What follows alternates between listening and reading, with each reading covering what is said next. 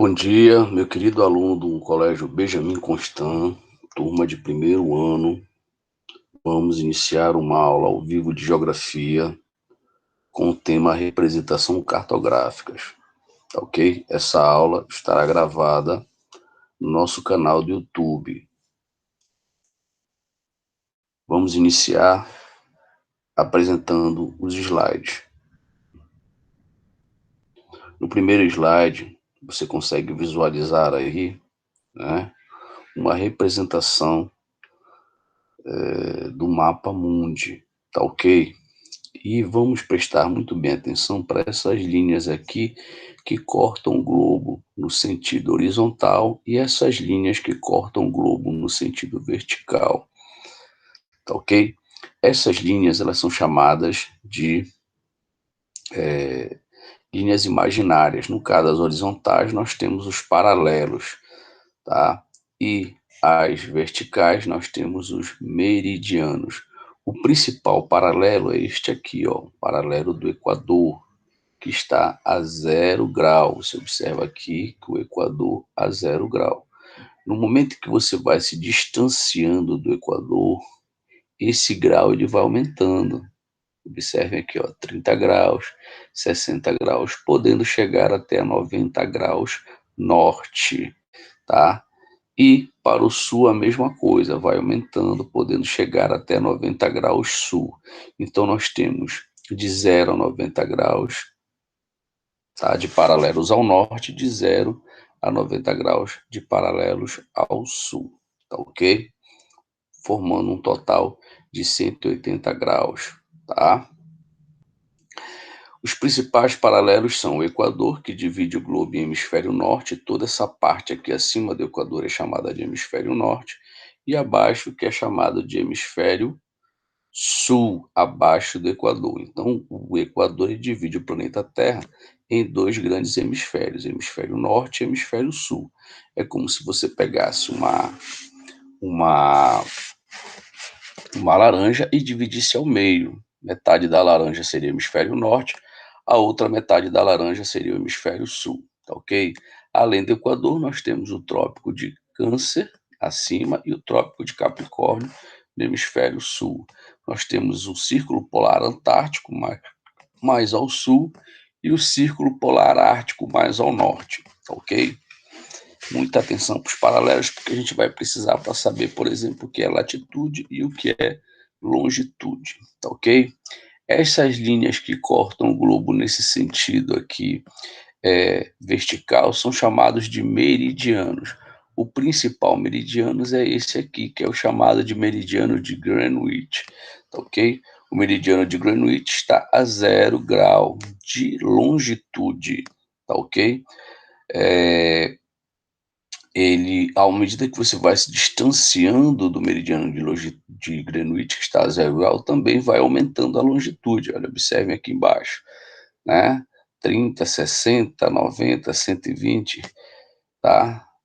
150 até 180 graus, né? 180 graus a leste e 180 graus a oeste, fazendo um total de 360 graus, ok? 360 graus. Então, você tem aí 360 graus de longitude, de meridianos, tá ok? De 0 a 180 graus leste, de 0 a 180 graus oeste. Todo esse lado aqui, né, o seu lado, no seu lado direito aqui, para frente da sua tela, nós temos o leste, né? Então, de 0 a 180 graus, qualquer ponto que esteja nessa posição, ele está no hemisfério leste ou hemisfério oriental. Do lado esquerdo, qualquer ponto que estiver neste lado esquerdo aqui, de 0 a 180 graus, nós temos o hemisfério ocidental. Só para a gente ter um exemplo aí, se você pegar o Brasil, por exemplo, olha aqui o território do Brasil, né? Você vai ver que ele tem um pedacinho do seu território está no hemisfério norte. A maior parte do território brasileiro está no hemisfério sul. E ele está totalmente, ó, ao lado esquerdo do Greenwich Então ele está totalmente no hemisfério ocidental. Então ele é um país do sul do hemisfério ocidental, tá? Beleza? Então, observem que existe um cruzamento, né, entre os paralelos e os meridianos. Esses cruzamentos eles são chamados de coordenadas geográficas. O que seriam as coordenadas geográficas? Elas seriam o quê? Um ponto formado pelo cruzamento de um paralelo e de um meridiano. Através das coordenadas geográficas, a gente pode localizar qualquer ponto do planeta Terra. Tá ok? Então, fixem bem essa explicação que a gente vai, lá na frente, a gente vai precisar para fazer a determinação das latitudes e longitudes, ok?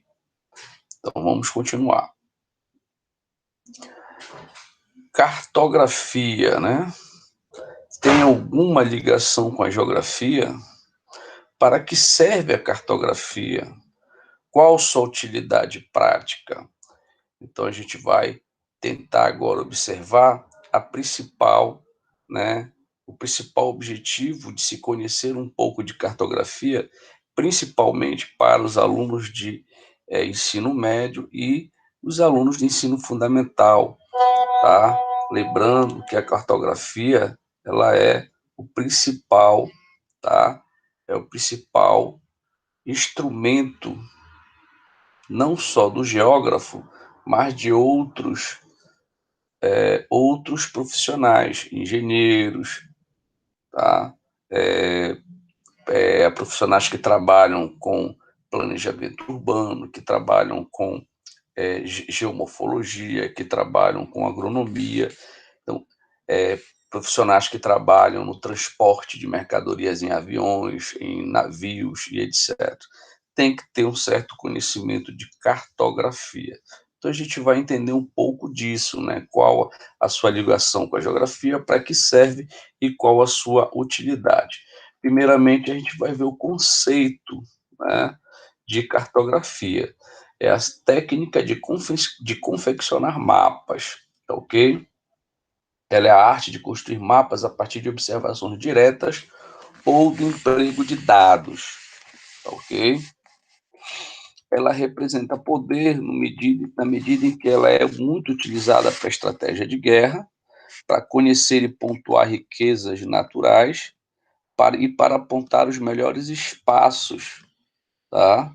Para atividades agrícolas e etc. Tá ok? Então, pessoal, a cartografia como instrumento de representação dos lugares, né, ela é muito importante, tá? Por meio da cartografia que a gente pode estar localizando, né, os principais objetos a serem observados pela geografia, tá? Através das representações espaciais, elas que estão presentes na vida dos homens, né, antes mesmo, né, da escrita e da fala, que é por meio de símbolos e desenhos, o homem ele representa as suas primeiras percepções do real. Quando o homem da caverna, por exemplo, fazia os desenhos, tá? A arte rupestre era uma forma de simbologia, é uma forma de representação, era uma forma de caracterizar o lugar em que ele vivia naquele determinado momento, tá? Com o avanço das técnicas cartográficas e por meio do uso de novos recursos, de recursos mais modernos, tá? Possibilitou o homem ocupar diversos lugares da Terra. Então, o homem ele passou a viver nos lugares mais inóspitos possíveis. É lógico que não houve uma grande concentração, mas ele passou a dominar esses lugares. E aí foram criadas grandes cidades, estados, outros fenômenos e objetos passaram a também serem criados, e aí a representação espacial passou a ganhar forma, né? E ela precisou participar mais ativamente, tá? Da vida, né, em sociedade, da vida dos homens, da organização em que os homens estabeleciam em determinados lugares, tá? É, A cartografia como representação dos lugares, né, foi o que eu expliquei para vocês, né, e a gente sabe que existem algumas, convenções internacionais, essas convenções, elas na verdade representam, elas acabam representando algumas simbologias, né, e esses símbolos eles foram aperfeiçoados, né, com o advento da fotografia aérea, depois a imagem de satélite, né, então, muitas dessas tecnologias foram importantes para que os produtos cartográficos, como mapas, globos, eles fossem padronizados, né, fossem modernizados, tá? Levando em consideração a percepção da realidade e permitindo uma representação lá mais aproximada do real, tá? Então hoje os mapas eles são representações muito fiéis do espaço geográfico, graças à evolução que aconteceu na cartografia, graças à evolução que aconteceu na confecção dos mapas, né? Ao longo da sua história, as representações cartográficas passaram a ser utilizadas para diversos fins, né? Ela passou a ser utilizada não só, né, de maneira artística, mas científica e técnica. E aqui a gente tem as principais representações da superfície terrestre, né? Você tem aí o globo terrestre e você tem os mapas, né, que são uma representação plana do globo, tá ok? Mas vamos observar como eram os mapas antigos, né? Os primeiros mapas cartográficos eram feitos por civilizações muito antigas. Eles representavam pequenas localidades e eram geralmente confeccionados em materiais bem diferentes dos materiais que são utilizados hoje, né? Era muito comum os mapas antigos serem feitos em pedra, como que aparece nessa primeira imagem aqui, né? Eram representações feitas em argila cozida, tá ok? Isso aí marca o surgimento da cartografia, tá? Ao lado a gente tem aqui, tá? Um mapa feito em papiro, tá? Esse registro feito em papiro, em madeira, ele só vai ocorrer a partir do século II, né? Então você tem que era um mapa feito em um papel, que era o papiro, que era uma espécie de papel feito com planta, né? Com a planta de papiro, tá? Era um outro material muito utilizado para produzir mapas, né? E também vieram, nesse mesmo período, os mapas produzidos em pergaminhos, né? Que era um produto feito do derivado do pelo da ovelha, né? Então esses foram os primeiros mapas. Hoje os mapas eles são utilizados, são feitos, são produzidos a partir de imagens de satélite, tá? A partir do uso de satélites, de computadores modernos, né? De GPS, de técnicas de aerofotogrametria e etc. Tá ok? A gente sabe que no dia a dia a gente usa símbolos em nossas vidas. A maioria dos símbolos é criada justamente para facilitar as nossas vidas. Existem diferentes símbolos, e formas de comandos utilizados em mapas, tá? No nosso dia a dia, a gente tem muitos símbolos, por exemplo, os ônibus, que a gente vai, né, tá na parada de ônibus, esperando o ônibus, ele vai ser representado por cor ou número. Isso é um tipo de símbolo. Então, os símbolos, eles são também uma representação cartográfica, ele é muito utilizado nos mapas para representar uma mensagem específica, tá? A gente sabe que o cartógrafo, ele é aquele profissional, tá, responsável pela elaboração dos mapas, né? E ele utiliza muitos símbolos na representação do espaço geográfico.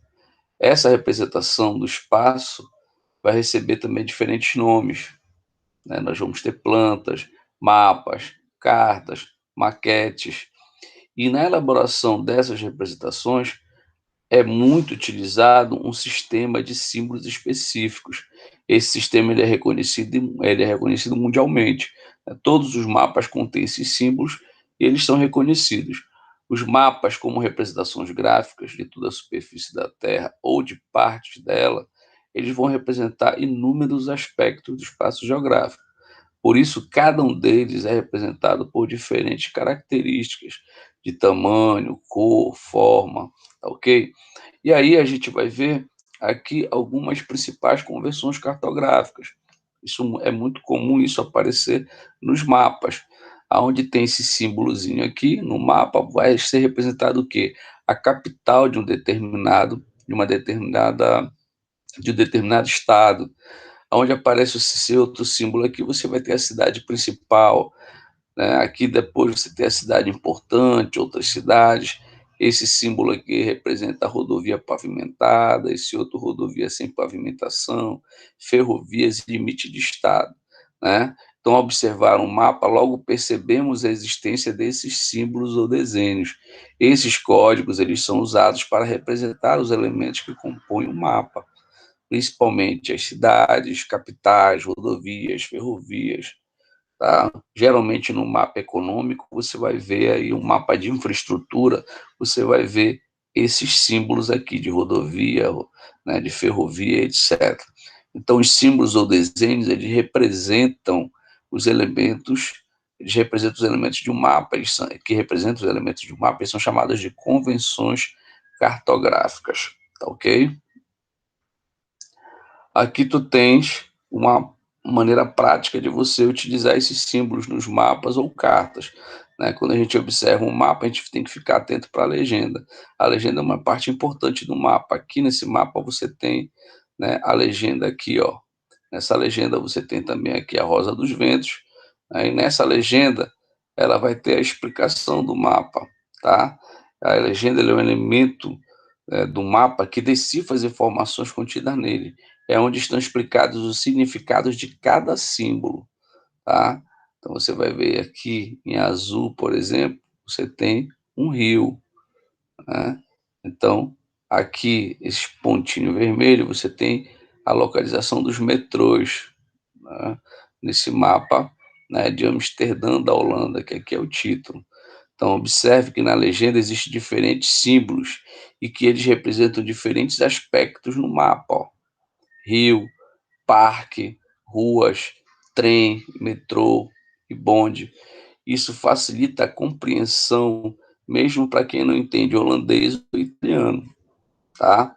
Então, os símbolos eles são imprescindíveis na elaboração dos mapas, tá? E alguns símbolos eles são universais, né? Ou seja, eles são utilizados nos mapas do mundo inteiro, né? Quem domina o significado dele pode compreender os mais diversos mapas. Então, tem símbolos que eles são mundiais. Quando se fala universal, que são símbolos praticados em mapas no mundo inteiro, tá? Então, tu se traz no metrô em Londres, o mesmo mapa que é utilizado no metrô de Londres vai ser utilizado no metrô, né, do Rio de Janeiro, no metrô de São Paulo, tá ok?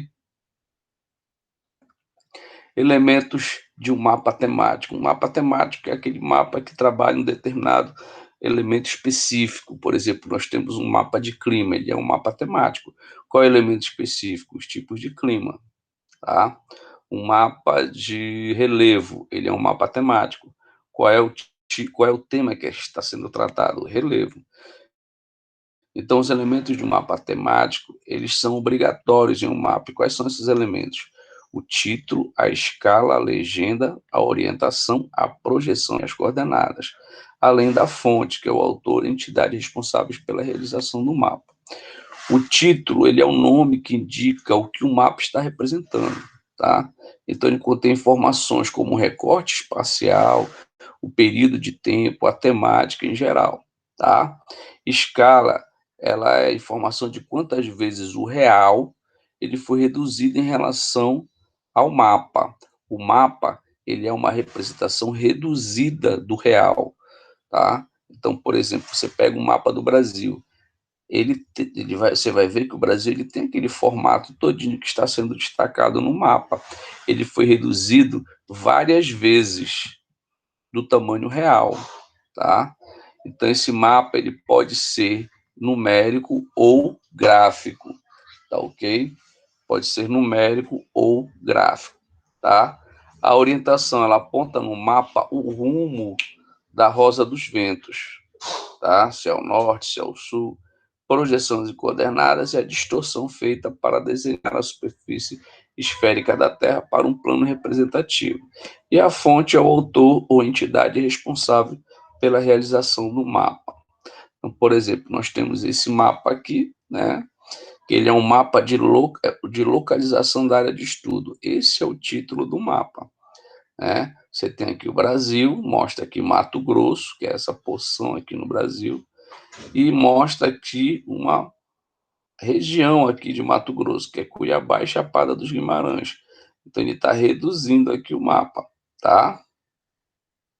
Aí ele tem o título, ele tem aqui a legenda do mapa, né?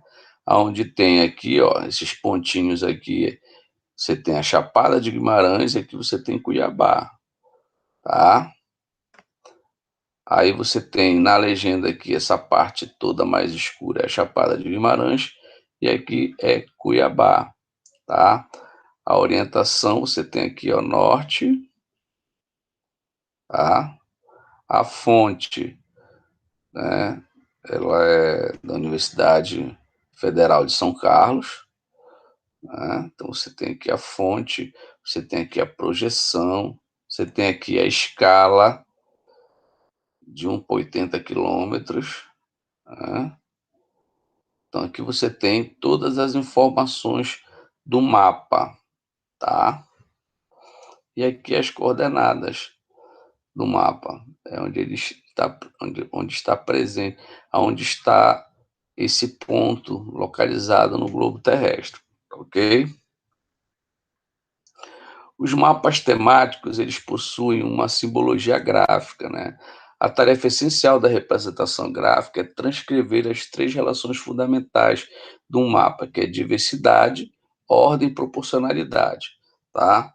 A gente vai entender isso no mapa, tá? No mapa a gente pode observar aqui, né, os tipos de solos a 3 metros aqui. Isso aqui é um mapa temático de diversidade, né? E ele vai mostrar aqui na legenda, né, as informações. Você tem areia, areia argilosa, e aqui você tem os fenômenos que vão ser representados aqui na legenda, tá ok? Aqui você tem a rosa dos ventos, norte, sul, leste, oeste. Aqui você tem a escala, que é uma escala gráfica, tá ok? Nós vamos aqui para a evolução da cartografia, né? Entender um pouco dessa questão da evolução, como evoluiu a cartografia desde a pré-história até os dias atuais, né? A necessidade de localização no espaço deu início a esse processo de evolução da cartografia, tá? Os primeiros mapas eram desenhos em pedras ou nas paredes das cavernas, né, a chamada arte rupestre. Nesta representação era comum as figuras relativas ao cotidiano dos grupos primitivos, né, como registro de locais próximos à localização das tribos. Então era muito comum eles desenharem, né, no mapa aquilo que eles vivenciavam naquele momento, né? Então, na arte rupestre, os primeiros mapas eles tinham, né, na pré-história, era muito comum essa comunicação, né, feita na pedra, arte rupestre, tá? Aí nós temos a Idade Antiga, né? Na Idade Antiga, nós temos aí a contribuição, né, do mapa dos mesopotâmios, né? O mapa em disco de madeira, tá? Então, o mapa em disco de madeira que você tem aí, ó, essa representação foi uma colaboração também dos gregos, veio a noção da esfericidade, né? Essa grande contribuição aí dos gregos, tá? E aí também fica a questão característica desse mapa, o sistema de latitude e longitude, tá? Que são esse sistema de latitude eu falei logo há pouco para vocês, tá? Que são aquelas linhas, né, que traçam o globo no sentido, tá? Vertical e horizontal, tá? Beleza? Nesse período aí, é nesse período que se dá essa esfericidade, esse sistema de longitude e latitude. Foi uma colaboração, tá, dos gregos, uma colaboração dos gregos, essa questão da esfericidade e do uso do sistema de latitude e longitude. Na Idade Média, houve um certo retrocesso técnico, tá?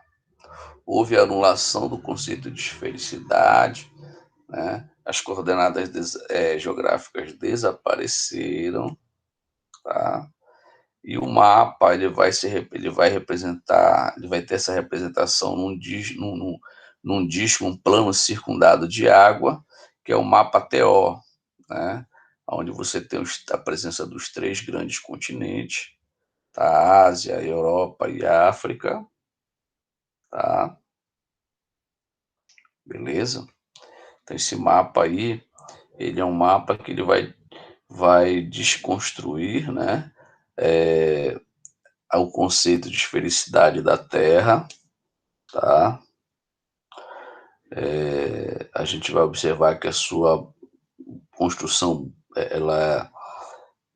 a construção desse mapa, né, vai, vai em contra o conhecimento técnico e científico de esfericidade da Terra, tá?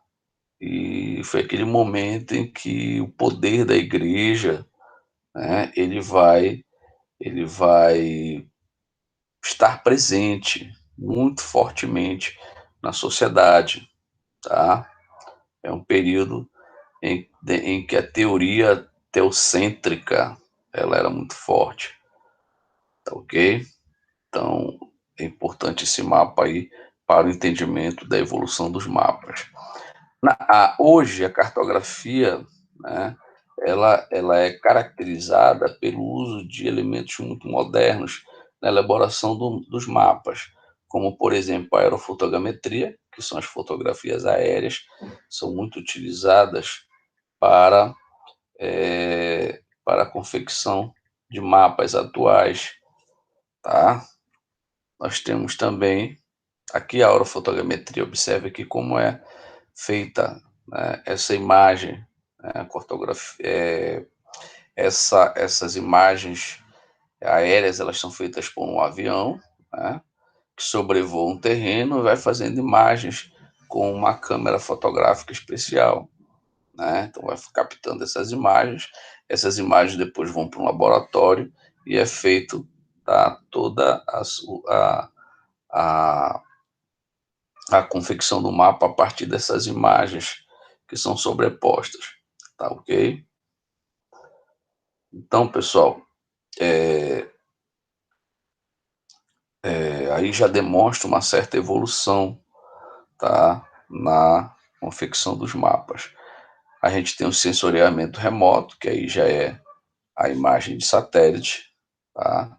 E essas imagens elas são feitas a partir de satélites que são colocados, né? São colocados em órbita para fazer imagens, para fazer análises, né? Da Terra a partir de sensores. E essas informações elas são mandadas para uma base de dados, aonde se faz a confecção do mapa. Então você vai ter aí, né? Aqui você observa um rio, e aí você vai ter a fidelidade com a representação do espaço, com a representação dos reais, né? O mapa ele é continuando sobre a questão da evolução dos mapas, né?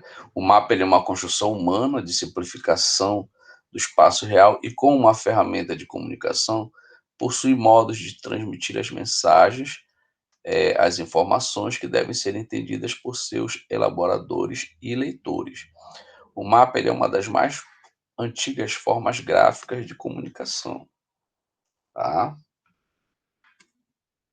É uma representação parcial, ok? De, é uma representação parcial da realidade, pois representa uma esfera, no caso, uma circunferência, um planeta, né, em um plano, e os elementos que compõem a paisagem geográfica são representados por pontos, linhas, texturas, cores, textos, que também são chamados de signos, que são os símbolos próprios da cartografia, tá? Principais tipos de mapas, né? A gente tem aí o mapa político, tá? No mapa político é comum você ver o que? A representação dos países, com as suas divisões territoriais, com as principais capitais. Nós temos os mapas físicos ou ipsométricos. São mapas que representam as formas de relevo, são mapas que registram a altitude do terreno. Tá? Nós temos mapas climáticos, é um mapa temático que representa o quê? O clima, que retrata os fenômenos meteorológicos de uma determinada região. Aí a gente tem, por exemplo, a questão da chuva, da pressão atmosférica, da temperatura. Tá? Nos mapas demográficos, os dados que são destacados são referentes à população. Demografia vem de um estudo de população. Então, é, os mapas demográficos eles fazem essa análise sobre a questão populacional, distribuição da população, crescimento demográfico, migração e etc. Tá? Os mapas temáticos eles registram dados sobre temas específicos, como, por exemplo, solo, vegetação, estradas, rios e etc. E existem os mapas anamórficos. Os mapas anamórficos eles são um tipo de representação em que as áreas elas são proporcionais ao fenômeno representado. Nos mapas anamórficos, ele não possui uma fidelidade às formas dos territórios, nem à escala. Tá? Eles seguem um padrão de representação onde as áreas representadas no mapa elas são proporcionais ao fenômeno que se quer representar. Aqui a gente tem alguns tipos de mapa que você verifica, né? Esse mapa da região sudeste aqui é um mapa de população. Então observa que a legenda ela é caracterizada por cores. Quanto mais escura é a cor, maior é a densidade demográfica. Tá? Aqui você vê a densidade demográfica. Nas áreas escuras, nós temos mais de 200 habitantes por quilômetro quadrado. Tá? Então, é assim que se faz a análise. O importante, pessoal, tá? É vocês entenderem, tá? É vocês entenderem o mapa, saber o que o mapa está te falando, está te explicando, tá te trazendo como informações. Nesse caso aqui do mapa, né, de população, a gente está vendo as áreas mais densamente populosas. Então, por exemplo, a cidade de São Paulo, Rio de Janeiro, né, Belo Horizonte, Vitória, no Espírito Santo, que são as capitais, a densidade demográfica ela é maior, né? Então, esse mapa aqui ele vai representar a distribuição da população no espaço, tá? No mapa abaixo, ele já é um mapa de vegetação. Observe que é um mapa bem diferente. Ele é um mapa que vai destacar o quê? Né? Vai destacar as áreas que predominam determinados tipos de paisagens vegetais. Tá? Se a gente observar esse mapa, a gente vai ver que o Brasil, a maior parte do território brasileiro, ele é formado pela floresta aqui, ó, amazônica, né? É só você ver aqui na legenda. Aí você tem, né, aqui a Caatinga, no litoral você tem a Mata Tropical, Mata Atlântica, tá? Você tem também o Complexo do Pantanal, que hoje está sofrendo bastante com as queimadas. Então aqui você tem um mapa de vegetação no Brasil, tá? Aqui você já tem um mapa de hidrografia, né? Vamos relembrar as partes importantes de um mapa. Olha, tema, o título de um mapa, escala, ó, aqui você tem a escala de 1, né, para 46 quilômetros, para 1.046 quilômetros. O que quer dizer isso aqui? Cada centímetro do mapa equivale ao quê? Né, 1 centímetro equivale a 523, ó, quilômetros, tá? No mapa. Então, foi reduzido milhares. Se tu transformar 523 quilômetros em centímetros, tu vai ver que ele foi dividido mais de 500 mil vezes. para poder você ter essa representação aqui, tá? Aqui você tem um mapa político, onde você vai ter o destaque para os estados e as capitais, né? O mapa político ele destaca os estados e as capitais de um determinado país, tá? Os mapas físicos eles retratam aspectos da natureza, tá? Rio, clima, vegetação, relevo. Então a gente pode dizer que esse mapa de hidrografia ele é um mapa é, físico, então, porque ele retrata um aspecto físico. Aqui você tem ó, essas linhas traçadas no mapa, são os rios. Né? Se é um mapa de hidrografia, automaticamente você vai ter essas linhas espalhadas, tá? Pelo país aqui todo, que são justamente a rede hidrográfica do país. Tá ok? As imagens de satélite também são bastante utilizadas para confecção de mapas. Além de confecção de mapas, elas são utilizadas para monitorar o ambiente, né, para fazer mapas, né? É utilizado por estações meteorológicas, tá ok? Os satélites hoje eles têm uma utilidade muito grande. Essas imagens elas são muito utilizadas por empresas, por forças armadas de países e de outros setores governamentais que utilizam imagens de satélite e de fiscalização ambiental. Então, graças às imagens de satélite é que se tem, por exemplo, né, a noção de quanto de território do Pantanal ou da Amazônia sofreu ocupação, né, desmatamento, queimada, etc. São áreas imensas, não tem como você fazer essa fiscalização em loco, lá no local. Então, você faz por imagem de satélite. Então, o satélite é importante para isso.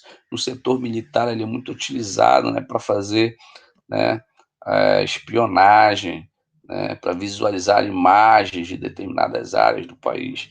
Então, hoje o satélite ele veio facilitar também a vida das pessoas para se locomover, né? Por exemplo, existe um equipamento hoje que todo mundo utiliza, que é o GPS. Hoje, através do GPS, você não se perde mais no espaço geográfico. O GPS ele recebe informações diretas do satélite, né? E você pode, no seu celular, ter um GPS e você não se perde em lugar nenhum, basta você seguir o GPS do seu celular, né? Quem, por exemplo, vai para uma determinada cidade, nunca dirigiu nessa cidade, é só utilizar o GPS que ele vai te dar todas as orientações, né, espaciais de localização. Então, os GPS são equipamentos muito importantes e vieram justamente para ajudarem muito a questão da localização geográfica, a questão de circulação no espaço geográfico, ok? Aí a gente vai observar também aqui, falando em mapa, a gente vai ver as proporções e representações cartográficas, né? Quanto à representação, né, quando representamos, por exemplo, no papel um objeto real, a gente pode reduzir ou ampliá-lo. Aí a gente vai estar usando proporção. Alguns artistas plásticos eles reduzem ou ampliam os objetos representados, sem necessariamente recorrer ao uso da escala, pois nem sempre a obra requer grande precisão, né? Você tem aqui uma obra ao lado, o artista ele pode fazer essa obra em tamanho reduzido, né? Diminuir, tá? É, a escultura. No caso de um mapa, a gente tem as escalas, né? O que é a escala? A escala para um mapa ela é a relação entre a dimensão representada e a dimensão correspondente na realidade. Tá? Então, o que é a escala? Através da escala, você pega um tamanho real e diminui várias vezes, né? Então, ele é uma medida reduzida dos valores correspondentes à altura e largura do objeto. Em um mapa, podemos usar dois tipos de escala, a escala numérica e a escala gráfica. A escala numérica ela é representada por uma fração numérica, tá? Em que o numerador corresponde à medida no mapa e o denominador corresponde à medida no terreno. Por exemplo, aqui você tem uma escala numérica onde 1 centímetro, tá, do mapa corresponde a 10 centímetros, tá, do terreno. Então, tu tens uma escala 1 para 10.000, né? 1 centímetro do mapa corresponde a 10.000 centímetros do terreno. Ou seja, aquela área representada ela foi reduzida 10.000 vezes para caber no mapa. Né? Tem ali 1 centímetro. 1 centímetro no mapa corresponde a 10 centímetros no terreno. 1 centímetro no mapa corresponde a 100 metros ou a 0,1 quilômetro no terreno, porque eu transformei aqui centímetro para quilômetro, tá? Na escala, utilizamos tanto no numerador quanto no denominador a mesma unidade de medida, o centímetro, tá? Toda escala, ela é escala de mapa, a gente usa tanto no denominador, no caso aqui, né, quanto no numerador a gente tem o centímetro, tanto no numerador quanto no denominador, tá? A escala gráfica ela é uma escala em que você pode observar na linha graduada as medidas utilizadas para representar um mapa, né? Então, nesse caso aqui, nessa escala, o mapa, ele é, né, 1 centímetro do mapa é o que vale a 90 quilômetros, ó, que ele é em quilômetros. No exemplo, cada centímetro no mapa corresponde a 90 quilômetros na realidade, e assim sucessivamente. Então, o mapa ele é o quê? A escala é o que? A redução do tamanho real para poder caber em um mapa. Utilizando, por exemplo, a régua para medir a distância entre os lugares. Né? Aqui tu tens de Salvador a Fortaleza. Né? Tu tens aqui um mapa de uma escala 1 para 135 quilômetros. Cada centímetro do mapa equivale a 135 quilômetros. Se você pegar em linha reta de Salvador até Fortaleza, né, ele vai ter algo em torno de 7 centímetros e meio. Então, o que é que você vai fazer aí? Você vai pegar, se cada centímetro equivale a 135 quilômetros, tu tens 7, né, 7,5 centímetros multiplicado por 135 quilômetros, para te poder saber o resultado. Porque cada centímetro do mapa equivale a 135 quilômetros, e a distância de 135 quilômetros. Então, tu vai multiplicar 7 vezes 7,5, que é a distância entre Fortaleza e Salvador, em linha reta, em uma régua, tá? E tu vais multiplicar por 135, que é justamente aqui, ó, que é quanto vale 1 centímetro. Então, tu vais ter 1.012 quilômetros, 1.012,5 quilômetros de distância, tá? Entre Salvador e Fortaleza em linha reta, tá ok? Aqui tu tens o croquis. O que é um croquis? Ele é uma representação também do espaço, é muito utilizada para representar espaços pequenos, tá? Então você vê aqui a imagem, nós moramos no bairro dos Artistas, para ir da escola até lá você segue a avenida principal, onde está a nossa escola, onde ande quatro quarteirões e vire na rua Noel Rosa, na qual você encontrará a Praça Elis Regina. Continue em frente 2 quarteirões depois da praça, vire à direita na rua Cartola, onde há um hospital na esquina. Essa rua é uma grande ladeira que você desce inteira. No final da rua tem uma farmácia na esquina com a rua Pixinguinha. Entre nessa rua à esquerda e vire na primeira direita. Essa é a nossa rua. Né? Então aqui ele está fazendo um croquis, um mapa para explicar, né, para explicar um determinado endereço. Né? O croquis ele é muito utilizado, um pequeno mapa para explicar um determinado endereço. Tá? No globo terrestre, tanto o planisfério quanto o globo, eles representam, né, a superfície terrestre, e a gente pode visualizar ele de uma só vez. No entanto, o globo ele representa a Terra mais fielmente, né, em função do formato que a Terra tem. O formato da Terra é um geóide. Né? Esse é o formato da Terra, tá?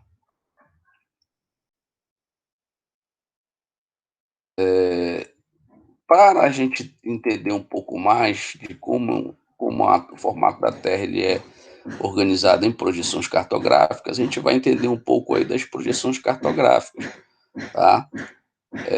Mas o que são essas projeções cartográficas?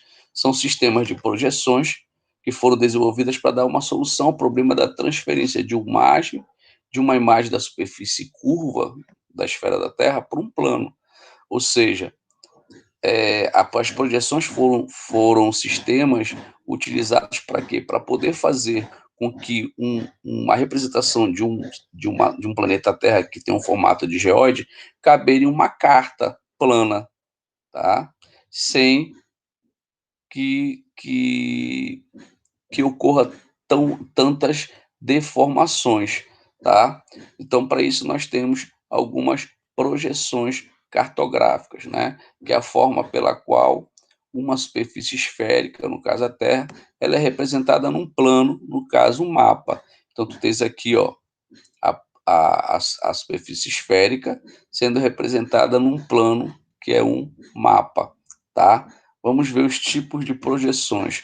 A gente tem aqui a projeção plana, a cilíndrica e a cônica, tá? Vamos ver um pouquinho de cada uma delas.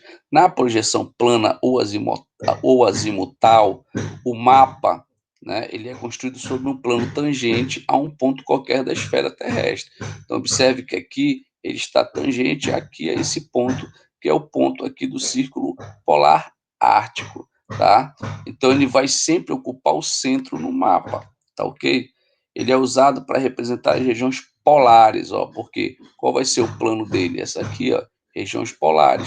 Então, ele no mapa de projeção plano azimutal, a gente vai ter aqui, ó, a representação das regiões polares.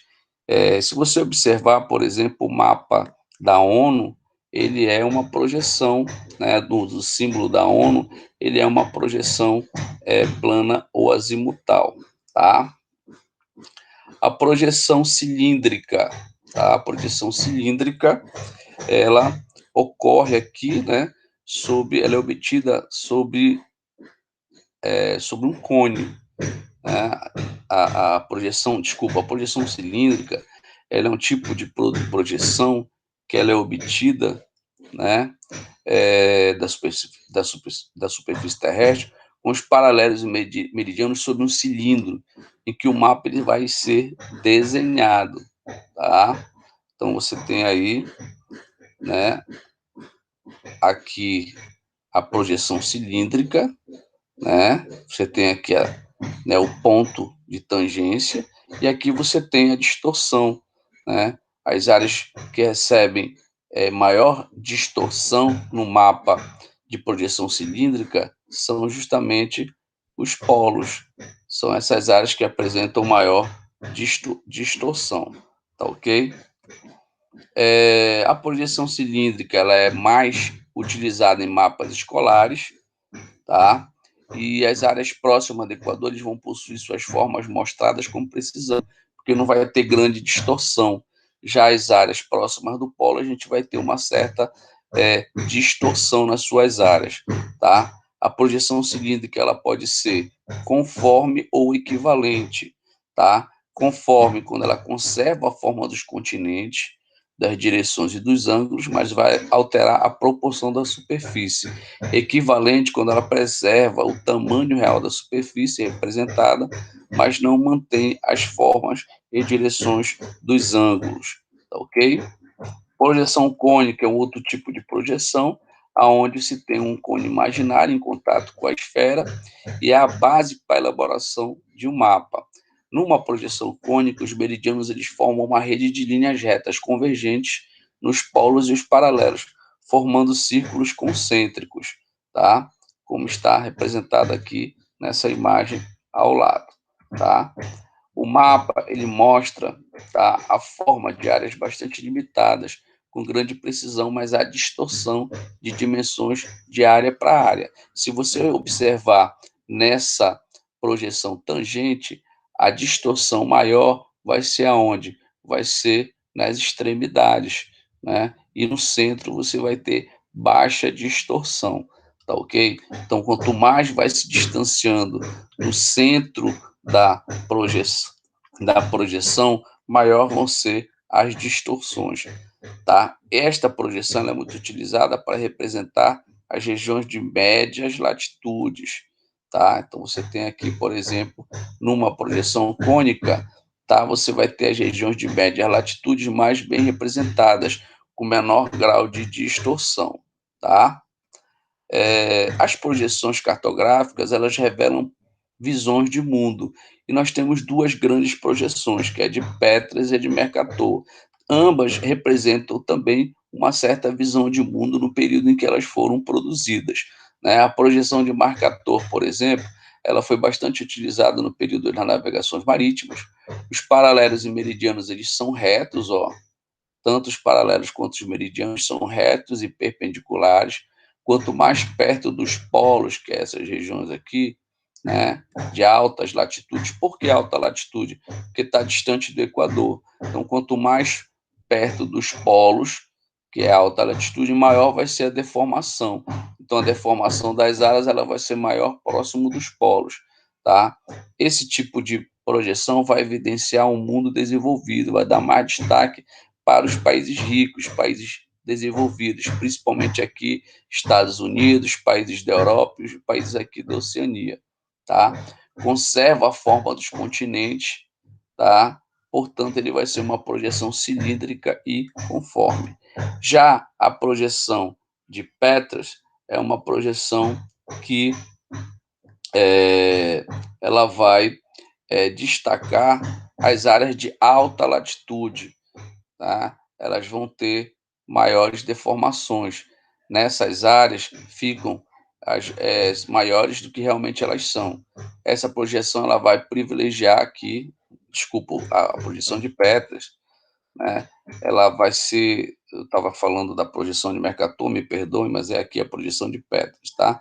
Na projeção de Petras, foi apresentada na década de 70, ela, ela destaca, né, uma defesa aos países de terceiro mundo. Então, ela fortalece o terceiro mundismo, ela mostra o tamanho real, né, dos continentes em relação ao chamado primeiro mundo, tá? Então, você tem aqui que ela mantém, né, na projeção de Peters, ela vai manter a dimensão proporcional das terras emersas. Portanto, ela é uma projeção cilíndrica equivalente, né? Ela vai manter as dimensões aqui, principalmente dos países em desenvolvimento, os países africanos, né, aqui os países da América do Sul, né? Na projeção de Mercator, parece que esses continentes eles são menores do que os continentes de países ricos, tá? Aqui se tem uma proporção equivalente, tá ok? A projeção de Haithoff vai ficar só a nível de informação para a gente, né? Ele tem um formato elíptico, é muito utilizado na confecção de planisférios, tá?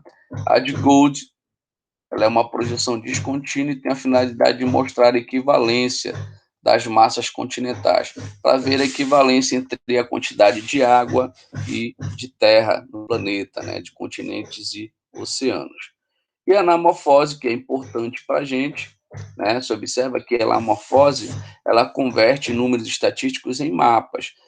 Essa anamorfose aqui, ela representa cada parte do mundo com uma dimensão proporcional ao total da população. Isso aqui é uma anamorfose de população. Então, aqueles países que têm população maiores vão ter uma área maior no mapa, né? Porque é a representação do país de acordo representação, a dimensão do país proporcional à sua população. Quanto menor a população, menor vai ser a área do país representada na anamorfose. Quanto maior é a população, maior é a área. Então, nós temos a China e a Índia, você vê com territórios muito extensos. E isso aí é por quê? Porque esse mapa ele representa a população, tá ok? Você vê um outro mapa aqui também, que representa, né, o quantitativo aqui, no caso desse exemplo 2 aí, ele representa a dimensão da economia, né? Cada parte do mundo com uma dimensão proporcional à economia. Então, tu vai ter quais são os grandes PIBs do mundo. Estados Unidos, por isso que ele tem aqui um território muito extenso. Aí os países da Europa, que têm PIBs elevados também. A China e o Japão, né? O território do Japão é muito pequeno, mas o seu PIB ele é muito grande. Isso acaba aumentando o seu território. Então, a anamorfose ela é justamente isso, ela vai converter dados estatísticos, né, ao tamanho proporcional do terreno dado. Tá ok, meus queridos? Irei passar uma atividade, né, a partir deste conteúdo. Então, façam o estudo deste conteúdo, tá? E façam a atividade que eu vou postar para vocês. Um grande abraço e até a nossa próxima aula, tá ok?